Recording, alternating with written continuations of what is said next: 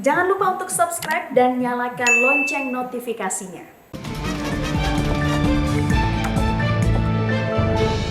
Memanjakan koruptor.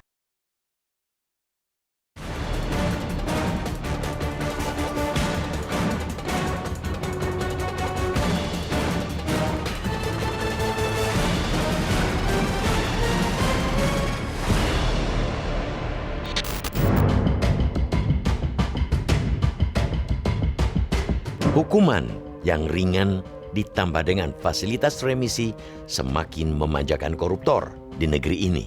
Dimanjakan karena Mahkamah Agung mengabulkan permohonan judicial review untuk membatalkan peraturan pemerintah nomor 99 tahun 2012 yang mengatur pengetatan pemberian remisi.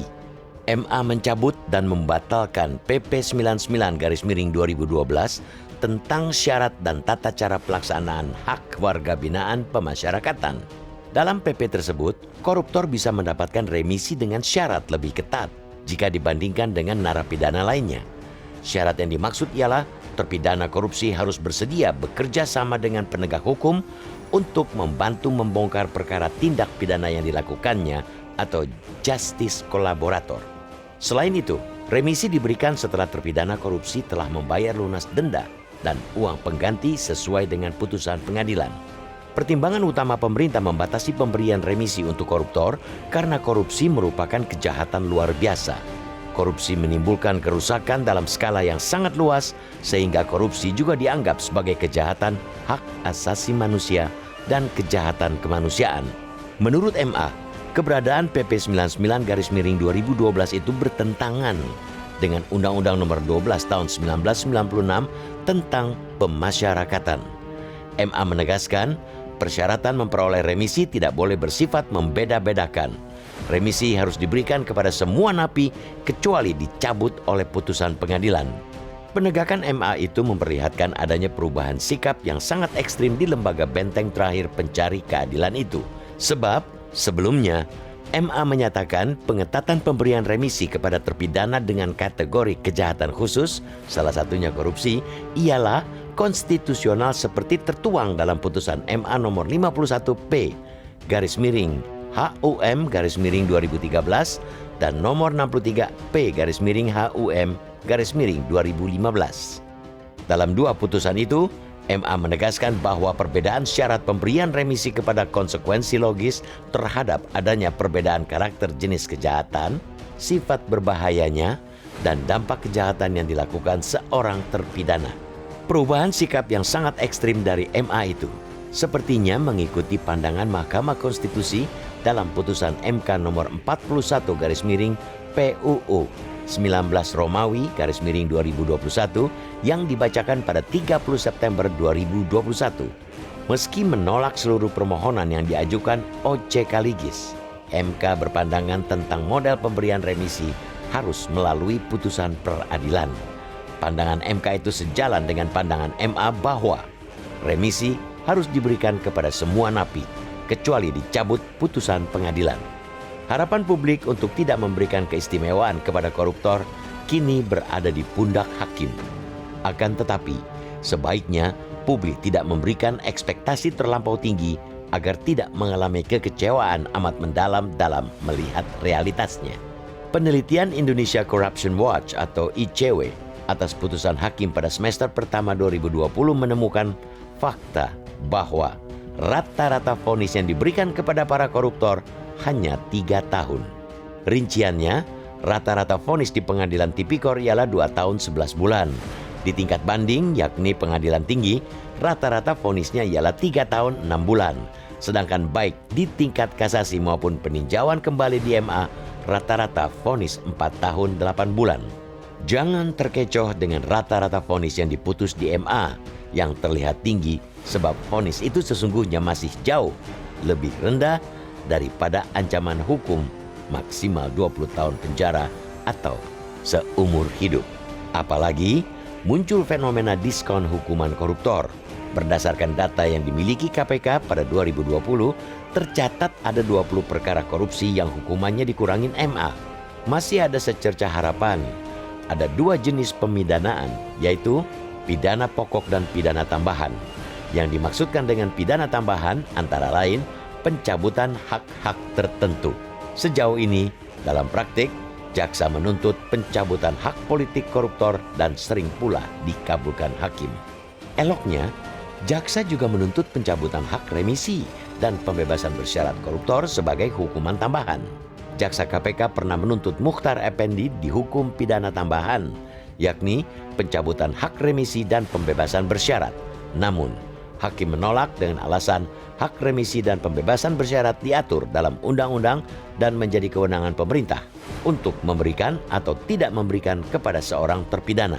Kini tergantung pemerintah, apakah masih berpihak kepada koruptor atau berpihak kepada rasa keadilan masyarakat. Apakah korupsi masih dipandang sebagai kejahatan luar biasa atau biasa-biasa saja? Mestinya pemerintah tidak royal memberikan remisi. Memang penjara bukanlah tempat untuk balas dendam. Menghukum koruptor secara maksimal ditambah memperketat syarat remisi sesungguhnya sebuah pesan yang kuat untuk banyak orang di luar tembok penjara agar mereka mengurungkan niat merampok uang negara.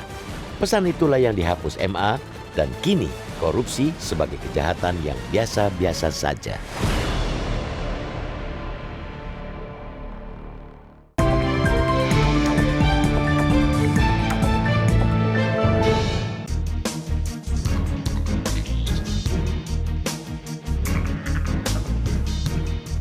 Terima kasih pemirsa, Anda masih bersama kami di Editorial Media Indonesia. Mas War, sebelum kita berdiskusi, kita mau bertanya, Mas. Kita sudah tersambung lewat saluran telepon dengan peneliti Pukat UGM, Zainur Rohman. Mas Zainur, selamat pagi.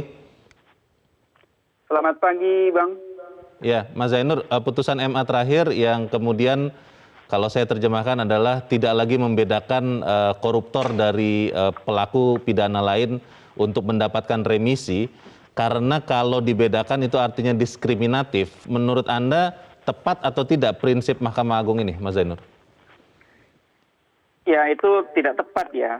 Kenapa? Karena dalam konsep hak asasi manusia, diskriminasi itu terjadi jika ada perbedaan perlakuan untuk hal yang sama. Tetapi jika ada perbedaan perlakuan untuk hal yang berbeda, itu bukan diskriminasi. Nah, sedangkan dalam konteks jenis tindak pidana, apakah tindak pidana korupsi itu sama dengan tindak pidana yang lain, apalagi tindak pidana umum? Jelas berbeda dong. Masa korupsi disamakan dengan jenis tindak pidana yang lain? Nah, sehingga menurut saya perbedaan syarat pemberian remisi untuk tindak pidana korupsi, terorisme, narkotika itu tepat jika diberikan syarat-syarat khusus.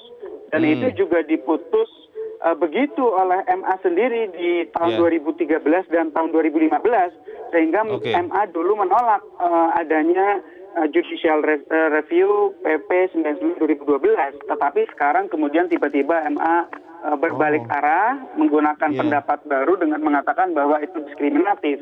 Artinya juga ada inkonsistensi sikap dari Mahkamah Agung. Itu tidak bisa kita challenge begitu ya, Mas Zainur ya, karena ini kan jelas-jelas untuk hal yang sama kemudian institusi Mahkamah Agung jadi berbeda 180 derajat. Bagaimana, Mas? Ya, itu inkonsistensi seperti itu bisa mengakibatkan menurunnya tingkat kepercayaan publik terhadap institusi peradilan.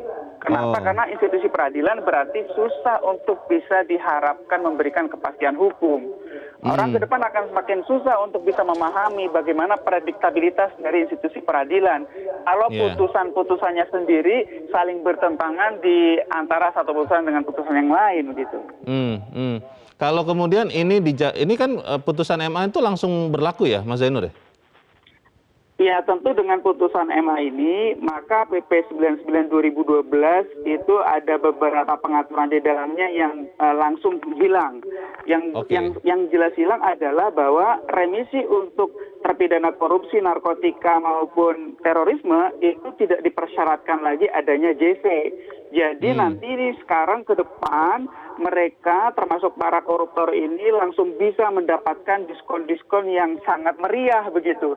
Mereka akan bisa cepat menikmati kebebasan meskipun masih berstatus sebagai terpidana, tetapi tidak harus lagi menjalani di dalam lembaga pemasyarakatan ketika sudah menerima remisi. Yang memutuskan remisi itu siapa ya, Mas Zainur? tentu dari Dirjen Pas sendiri begitu ya. Kalau dulu untuk terpidana korupsi, mereka tidak bisa menerima remisi kecuali diberikan rekomendasi oleh lembaga terkait, apakah itu kejaksaan atau itu merupakan KPK. Syaratnya itu mereka harus menjadi seorang justice collaborator, artinya pelaku yang bekerja sama. Yang kedua sudah mengembalikan denda dan uang penggantinya begitu. Nah kalau sekarang syarat justice collaborator itu dihapus sehingga ya kemungkinan ke depan KPK, kepolisian, kejaksaan akan semakin sulit untuk mendapatkan justice collaborator untuk mengungkap kasus-kasus yang berat gitu. Mas Zainur, ini pertanyaan terakhir saya, kalau melihat sikap Mahkamah Agung yang berbeda dari yang dulu dan sekarang, ini apa yang membuatnya seperti itu ya? Apakah memang karena dunia ini sudah berubah begitu, koruptor sudah berubah juga pandangan kita, atau bagaimana Anda lihat? Ya ini kita sangat sayangkan ya. Tentu susah untuk mengetahui secara pasti alasan sikap Mahkamah Agung tersebut. Ya, kalau misalnya dikatakan Mahkamah Agung berpendapat ada overcrowded di dalam lembaga pemasyarakatan, alasan itu juga tidak make sense. Kenapa? Karena warga binaan terpidana korupsi atau koruptor itu jumlahnya tidak sampai 1% dari total warga binaan di dalam lembaga pemasyarakatan. Atau kalau dikatakan bahwa sekarang korupsi semakin dianggap biasa misalnya, nah itu kalau misalnya pandangan seperti itu, kita justru semakin sedih mengapa Mahkamah Agung semakin lunak ketika korupsi semakin menjamur. Justru seharusnya sebaliknya, justru seharusnya MA semakin ketat di dalam memberikan perlakuan-perlakuan terhadap terpidana korupsi. Mungkin Dewi Keadilan sudah mulai terbuka itu penutup matanya ya Mas Zainur ya, sehingga kemudian kita bisa semakin memaklumi korupsi, begitu ya Mas Zainur ya? Ya itu kita sangat bersedih ya. Kenapa? Karena institusi peradilan memiliki pendapat yang seperti itu memudahkan remisi. Institusi penegak hukum juga yang lain, kepolisian dan kejaksaan juga masih didudung banyak masalah.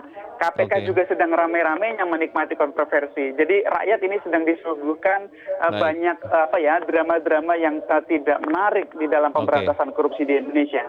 Semoga kita di kesempatan berikut bisa cari tahu dari Mahkamah Agung. Tapi untuk saat ini terima kasih Mas Zainur Rohman, peneliti Pukat UGM, sudah mencerahkan kami pagi ini. Selamat pagi Mas Zainur.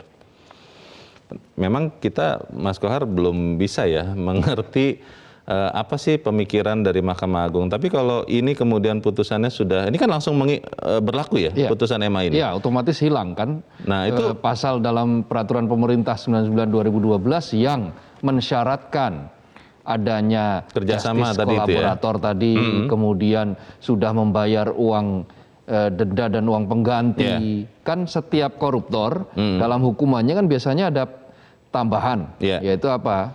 Uang pengganti, harus bayar uang pengganti. Nah, sebelum dibatalkan oleh MA ini, koruptor kalau ingin mendapatkan remisi itu paling tidak dia sudah harus membayar lunas, baik itu denda maupun uang pengganti. Hukuman yang dijatuhkan hakim. Nah, kemudian yang kedua juga bersedia menjadi justice kolaborator, kawan keadilan yang membongkar kasus itu. Nah, dengan dibatalkannya peraturan pemerintah ini, otomatis ya itu tidak berlaku semua. Remisi saja, asal dia sudah dianggap memenuhi syarat, ya sudah dia dapat remisi. Itu artinya kan menyamaratakan antara pidana korupsi dan pidana umum lainnya. Itu namanya tidak itu tidak adil, jelas tidak adil bagi publik, tidak adil bagi masyarakat. Tapi kan hakim bisa nanti kemudian memutuskan di dalam hukuman, misalnya keputusannya bahwa terpidana tidak mendapatkan remisi, bisa begitu kan? Jaksa bisa menuntut itu. Jaksa boleh menuntut itu, tetapi hakim bisa memutuskan iya, bisa memutuskan tidak. Fakta yang sudah pernah terjadi, sudah ada permintaan dari jaksa, tuntutan dari jaksa untuk penundaan remisi. Betul, seorang koruptor tidak mendapatkan remisi, dicabut beberapa hak-hak lainnya. Tetapi hakim menolak itu semua. Karena remisi masih tercantum di dalam undang-undang dan itu adalah hak. Nah, itu yang kemudian menyebabkan mengapa sekarang ya dengan dibatalkannya pengetatan remisi ini, maka ya koruptor akan semakin bersorak-sorak bergembira. Itu pertanyaan besarnya, Mas Kohar, karena kalau kita melihat di dalam editorial dikatakan bahwa sebetulnya MA tadinya tidak seperti ini. Betul. Kemudian MA yang sama kemudian berubah pemahaman, pikiran, ada apa ya? Kalau kita lihat jejak kasusnya, ketika menyatakan bahwa PP 99 yang isinya pengetatan remisi itu tidak bertentangan dengan undang-undang karena dia sifatnya berbeda. Dia diberlakukan untuk kejahatan dengan jenis yang berbeda, sifat berbeda, dan dampak berbeda. Jadi ini keputusan yang terdahulu nih? Betul. Ini kita bicara yang itu. Tapi tahunnya itu kan tahun 2013, lalu ditekankan lagi 2015, menolak. Nah, MA yang sekarang kan periode 2016. Mulainya boleh jadi karena orang yang berbeda maka pemahamannya berbeda, memahami sesuatu secara berbeda pula. Nah, ini yang kemudian disayangkan banyak pihak, termasuk tentu saja kita menyayangkan karena apa yang diputuskan ini tidak adil bagi masyarakat. Mungkin adil bagi peminta judicial review yang 5 orang itu yang sekarang masih di Sukamiskin, tetapi tidak adil bagi masyarakat yang kena dampak jauh lebih besar dari korupsi daripada tindakan-tindakan yang lainnya, pidana-pidana yang lainnya. Mungkin kalau pidana maling motor dan seterusnya kan hanya 1-2 orang misalnya yang kena. Tetapi ini korupsi ini banyak sekali efeknya, efek turunannya. Untuk tidak melawan hukum, apa yang bisa dilakukan supaya kemudian kita tidak membiarkan upaya pemanjaan korupsi atau koruptor ini? Tapi kita harus jeda lagi, Mas Kohar dan pemirsa, tetap bersama kami, Editorial Media Indonesia. Segera kembali.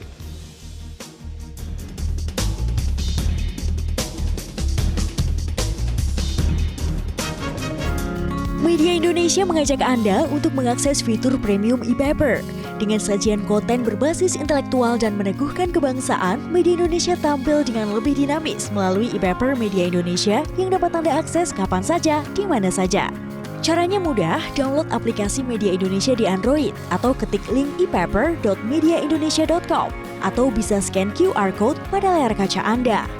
Klik tab e-paper di bagian samping layar tablet Anda, daftarkan data diri, serta pilih paket berlangganan e-paper Media Indonesia sesuai dengan kebutuhan Anda. Nikmati juga bonus spesial tambahan 4 halaman rubrik fokus setiap hari. Semua bisa Anda dapatkan hanya di e-paper Media Indonesia. Untuk informasi lebih lanjut, hubungi customer service di nomor 0811 1201 2018 atau kunjungi media sosial @mediaindonesia. Media Indonesia, referensi bangsa. Terima kasih pemirsa, Anda masih bersama kami di Editorial Media Indonesia. Mas Kohar, sebelum kita lanjutkan diskusi, kita mau dengarkan Mas pendapat dari pemirsa Metro TV. Kita sudah terhubung dengan pemirsa Metro TV di Cirebon, Jawa Barat. Ada Ibu Indra. Ibu Indra, selamat pagi. Selamat pagi Bung Leonard Samosir dan Bung Abdul Kohar. Assalamualaikum warahmatullahi wabarakatuh, Metro TV. Waalaikumsalam warahmatullahi wabarakatuh. Silakan Bu Indra, bagaimana Bu memanjakan koruptor? Lagi mengenai koruptor.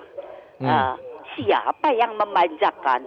Bukankah dalam editorial yang dulu-dulu juga kita sudah bahas, Bung Leo, korupsi di negara kita ini terjadi karena di belakang para pemegang kekuasaan aparatur negara itu, ada tangan-tangan gurita yang mencengkeram, yang sudah membuat skenario sedemikian rupa. Lihat, orang yang tadinya baik-baik saja bisa menjadi koruptor. Mengapa? Bisa berubah ya? Ya dibujuk untuk diberi celah-celah begini. Dilakukan berjamaah. Nanti kalau apes, kalau ketahuan, ditolong, dijamin. Kalau enggak dilarikan ke luar negeri selama belasan tahun. Nah itu di penjara diberi jaminan-jaminan. Baik. Nah itulah yang membuat. Jadi apapun yang oleh pemerintah dilakukan, mereka sudah ahli untuk mencari celah-celah. Terima kasih Bu Indra di Cirebon, Jawa Barat. Selamat pagi Bu. Bu Indra kelihatannya sudah geram, Mas Kohar. Kita coba ke pemirsa Metro TV berikut, ada Pak Edward di Curup, Bengkulu. Pak Edward, selamat pagi. Selamat pagi Bung Leonard, selamat pagi Bung Kohar. Selamat pagi, silakan Pak Edward. Ini salah satu konsekuensi dari negara yang menganut paham trias politika. Antara yudikatif, legislatif, dan eksekutif dipisahkan kekuasaannya dan masing-masing tidak bisa intervensi. Yang kita sesalkan, seluruh bangsa ini sadar betul bahwa negara ini kenapa ada katakan salah urus, ada apa selama ini, kenapa kita nggak maju-maju. Padahal sumber daya alam, sumber daya manusia kita luar biasa. Ini karena banyaknya korupsi-korupsi yang terjadi, banyaknya penyimpangan anggaran duit negara yang terjadi selama ini. Nah kita sesalkan kenapa. Bagaimana dengan komitmen kita untuk memberantas korupsi? Tidak mungkin, kan ada rencana undang-undang untuk pemiskinan, untuk mengapa? Itu nggak mungkin terjadi. Orang yang ada yang agak sedikit keras saja sudah dibatalkan oleh MK dan MA. Saya nggak tahu ini ada apa orang MK dan MA. Memang koruptor-koruptor itu terlalu sangat dimanjakan. Begitu dikenakan sanksi di penjara, dikirim ke Bandung, itu mereka enak, dapat fasilitas yang luar biasa, segala luar biasa, walaupun di penjara. Hasil korupsinya, begitu mereka keluar masih berlimpah-limpah kekayaannya. Nah inilah hal-hal yang sangat menyedihkan bangsa ini. Padahal sudah dicantumkan korupsi adalah extraordinary crime, kejahatan luar biasa. Ya penanganan juga nggak bisa biasa-biasa. Saya mau tanya nih, DPR mau kemana ini? Orang-orang hakim ini kemana ini? Apa yang ingin mereka jadikan bangsa ini kalau tetap berpihak kepada korupsi? Baik. Terima kasih Pak Edward di Curup, Bengkulu untuk pendapat Anda, Pak. Selamat pagi. Di belakang Pak Edward ada Pak Ondo Silitonga di Bekasi, Jawa Barat. Pak Ondo, selamat pagi. Selamat pagi Bung Leo, selamat pagi Bung Kohar. Selamat pagi, silakan Pak.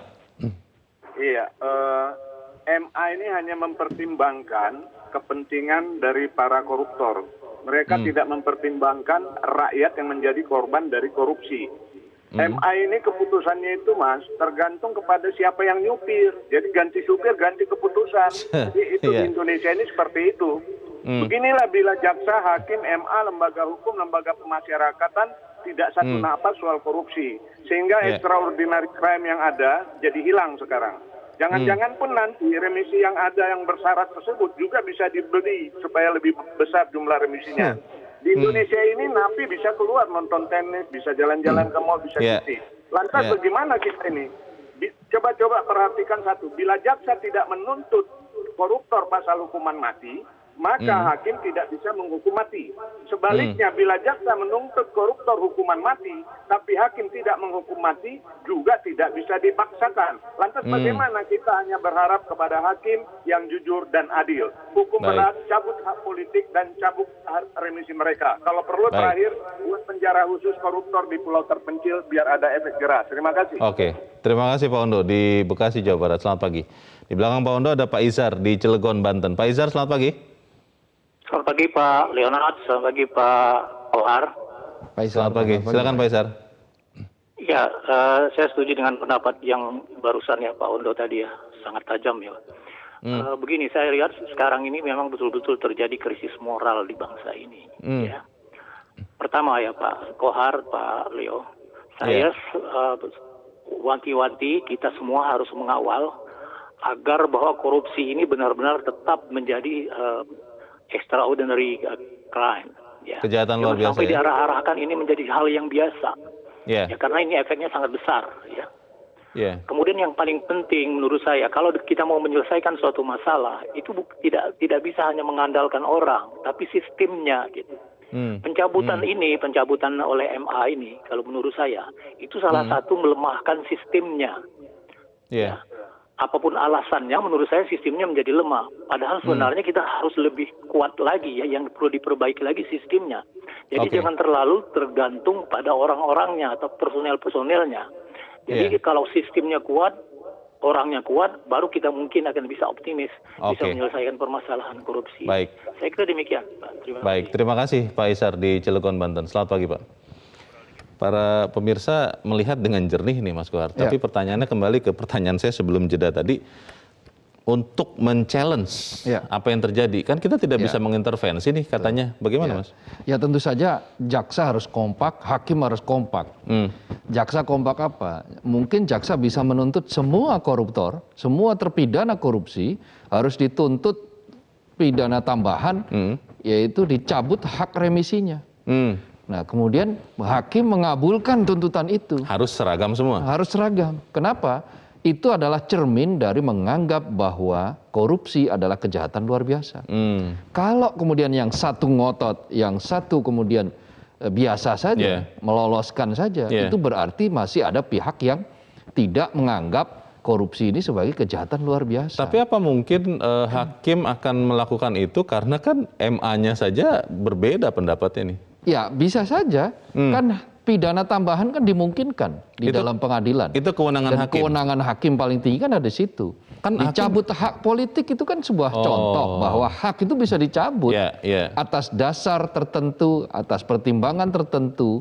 Maka hakim punya kekuasaan, punya kewenangan untuk memvonis pidana tambahan tadi. Atasan tertinggi hakim itu kan Mahkamah Agung, Mas. Kalau kemudian pendapatnya berbeda, bukankah nanti? Enggak. Jadi dalam sistem pengadilan, kalau di tingkat 1 dia banding, maka nanti pengadilan tinggi. Pengadilan tinggi baru nanti ketika kasasi di Mahkamah Agung.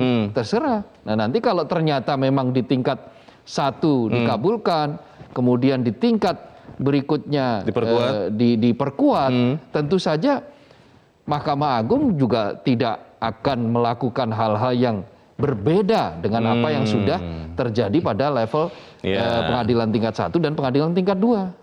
Kenapa pengadilan tinggi? Kenapa? Karena memang rujukannya sudah sama. Beda kalau peninjauan kembali.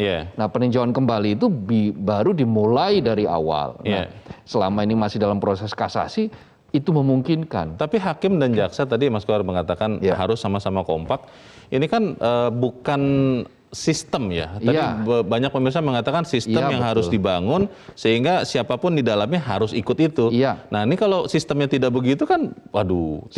Sistem paling tepat adalah undang-undang. Tetapi membuat undang-undang kan butuh waktu. Pasti. Peraturan pemerintah sudah pernah dibuat dan dibatalkan. Nah karena itu harus ada upaya lagi bagi pihak eksekutif, pihak pemerintah untuk membuat peraturan pemerintah yang terkait dengan hal itu khusus.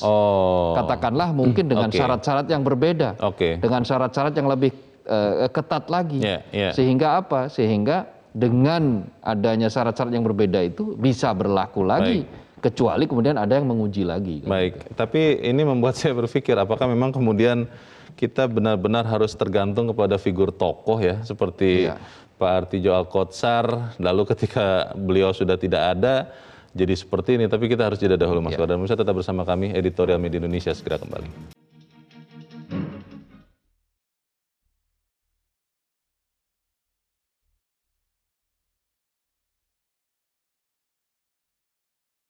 Terima kasih pemirsa Anda masih bersama kami. Kita di bagian akhir dari diskusi kita pagi ini. Mas Kohar, kalau kita berharap supaya sistemnya menjadi lebih kuat, tapi putusan MA terakhir seperti ini, apa masih bisa kita berharap? Ya tentu saja tetap kita harus optimistis ya, bahwa pemberantasan korupsi tetap harus diupayakan dan itu ada. Dan celah itu masih ada. Pemerintah masih bisa membuat peraturan pemerintah. Kementerian Hukum dan HAM masih bisa membuat bagaimana protes dari masyarakat, publik yang merasa diperlakukan tidak adil ini oleh para koruptor ini yang sudah menjadi korban dari korupsi ini. Lalu dia dipenuhi hak-hak publik. Kan tugas negara, tugas pemerintah itu adalah melayani publik. Salah satu diantaranya dan memperlakukan publik secara adil, secara sama. Itulah yang dilakukan oleh negara-negara yang memang sistemnya mereka sudah mapan. Amerika misalnya, dia tidak akan melihat siapa yang melakukan tindakan kejahatan itu, selama dia melakukan tindakan kejahatan yang luar biasa, ya akan dihukum dengan hukuman yang luar biasa. Contoh, mantan gubernur Illinois Rod Blagojevich yang terbukti menerima gratifikasi, 17 gratifikasi, termasuk diantaranya menjual kursi Obama waktu itu. Apa yang dilakukan oleh pengadilan Amerika? Menghukum Roth dengan hukuman 14 tahun penjara. Setelah itu membayar uang pengganti, membayar denda. Setelah itu di penjara bagaimana? Kunjungan dibatasi. Kunjungan dibatasi, di kamar dia harus berbagi dengan yang lain. Bukan sel mewah ya? Bukan sel mewah, dan dia dipekerjakan dengan mengerjakan pekerjaan-pekerjaan yang kasar, pekerjaan biasa, serabutan. Selama 8 jam per hari, dengan bayaran cuma 12 sen per jam. Artinya kalau dalam sehari 8 jam dia bekerja, ngosek kamar mandi dan seterusnya, membersihkan lantai, pekerjaan kasar, maka dia hanya dibayar kira-kira sekitar 14.000 sampai 15.000 rupiah per hari. Bayangkan seorang mantan gubernur di Amerika Serikat. Dan apa yang kemudian terjadi? Dia menyesal, dia menangis dan dia mengatakan, saya bangkrut dan kami akan menjual rumah kami, tempat tinggal kami, untuk hidup anak istri saya. Nah, itu akan menjadi cermin bagi yang lain untuk melihat bahwa itulah akibat, risiko dari perbuatan jahat yang dia lakukan. Kenapa jahat? Ya karena koruptor kan jahat. Dia melukai rakyat, dia melukai publik, maka ya hukumannya ya harus setimpal. Dia harus jera, dia harus dicabut hak-hak istimewanya, karena dia tidak layak untuk mendapatkan privilege lagi. Nah, bukan malah sebaliknya, dimanjakan kan gitu. Pembentukan peraturan pemerintah yang baru atau undang-undang yang lain untuk kemudian menjerat koruptor ini kan butuh waktu ya Mas ya. Dan di dalam masa itu putusan MA yang terakhir sudah langsung berlaku. Pertanyaannya adalah bagaimana kita masih bisa percaya bahwa Mahkamah Agung memang masih punya prinsip atau semangat yang sama. Tadi para pemirsa mengatakan harus dicegah bahwa pandangan korupsi sebagai kejahatan luar biasa kemudian diturunkan menjadi kejahatan biasa. Bagaimana Mas Kor? Kita masih punya masyarakat sipil, civil society yang selalu mengawasi derap langkah baik itu legislatif, eksekutif maupun yudikatif. Nah, kebetulan sekarang yang sedang disorot adalah lembaga yudikatif. Maka kalau tetap bahwa apa yang dilakukan oleh lembaga yudikatif ini tidak segera dilakukan perubahan atau revisi, maka ya publik akan terus mempertanyakan itu, publik akan mendesak. Publik akan mendesak pemerintah lah yang sekarang bisa memainkan peran. Dengan cara apa? Ya dengan cara lembaga pengadilan diberi kejaksaan yang masih berada di bawah naungan pemerintah harus diberikan palu, diberikan peluru untuk menuntut para koruptor itu dengan tuntutan yang tinggi. Supaya apa? Supaya nanti ketika katakanlah seandainya dia didiskon kasusnya, maka dia didiskon dengan diskon yang rendah, hukumannya masih tinggi, dan hukuman tambahan, apakah itu hak politik kalau dia politikus, pencabutan hak remisi, hak untuk mendapatkan remisi dengan mudah, atau bahkan tidak perlu diremisi. Karena memang putusannya sudah tidak maksimal kan gitu. Jadi hukum itu Leo, dia hadir untuk menegakkan keadilan dan mewujudkan ketertiban. Pertanyaan besarnya adalah begini Mas Kohar, apakah kemudian kita masih bisa percaya kepada Mahkamah Agung atau lembaga peradilan yang lain? Karena pukulan bagi para penggiat anti korupsi, saya rasa semua juga tidak mau menerima korupsi sebagai kejahatan biasa, maka ini akan mungkin ke depan akan lebih sulit. Bagaimana? Ada pepatah, biarpun langit runtuh, hukum keadilan harus ditegakkan. Hukum harus tetap tegak. Meskipun ada bopeng-bopeng di sana sini, maka hukum harus tetap kita percaya. Kita boleh mengkritik, kita boleh marah terhadap sebuah produk hukum, tetapi kita juga tidak boleh kemudian membuat mengajak orang itu untuk tidak percaya. Bertindak melawan hukum berarti itu kan? Bertindak melawan hukum. Nah, inkonstitusional. Kalau kita memang marah, ya kita lakukan dengan konstitusional. Caranya bagaimana? Bisa saja ini putusan MA yang membatalkan ini diajukan lagi, judicial review lagi. Diuji ulang? Agar diuji ulang lagi bahwa putusan ini harus dikembalikan misalnya seperti itu, atau membuat pemerintah membuat peraturan pemerintah yang baru dengan pasal-pasal yang sepertinya mirip ya, mirip dengan yang PP 99 ini, atau justru diperketat lagi dengan syarat-syarat yang ditambah lagi. Nah, setelah itu lahirkan itu peraturan pemerintah, lalu kemudian bila dia di judicial review, kita akan lihat seperti apa sebetulnya memang keadilan kita ini di negeri ini. Yang bisa kita lakukan sebagai masyarakat apa ini, Mas Koir? Mengawasi, kita terus menekan, kita meminta kepada elemen-elemen yudikatif untuk tetap tegak lurus, menganggap bahwa korupsi adalah kejahatan luar biasa. Caranya adalah misalnya jaksa tadi dengan cara menuntut para pelaku korupsi ini dengan tuntutan setinggi-tingginya, maksimal, semaksimal mungkin, dengan pidana tambahan yang diberikan kewenangan pada dia. Hakim kita harapkan untuk melihat bahwa hakim masih pro pada keadilan, hakim tegak pada keadilan. Apakah hakim pada tingkat pengadilan negeri maupun hakim pada tingkat pengadilan tinggi untuk meluluskan kalau memang ada keputusan atau tuntutan dari jaksa bahwa seseorang yang karena dia atas tindakan korupsinya, maka dia tidak berhak untuk menerima remisi.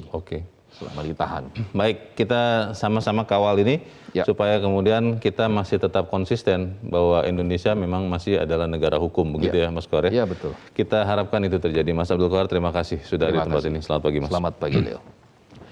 Pemirsa, memang penjara bukan tempat untuk balas dendam.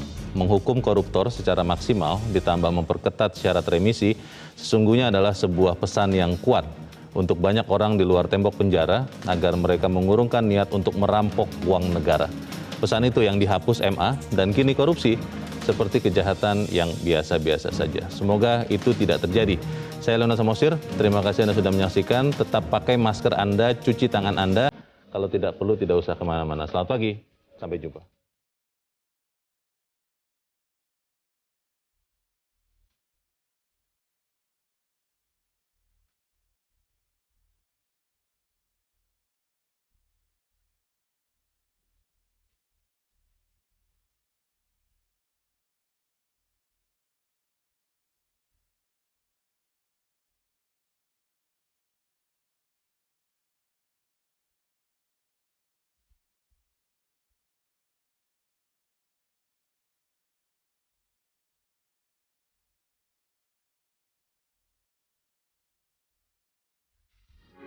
Metro TV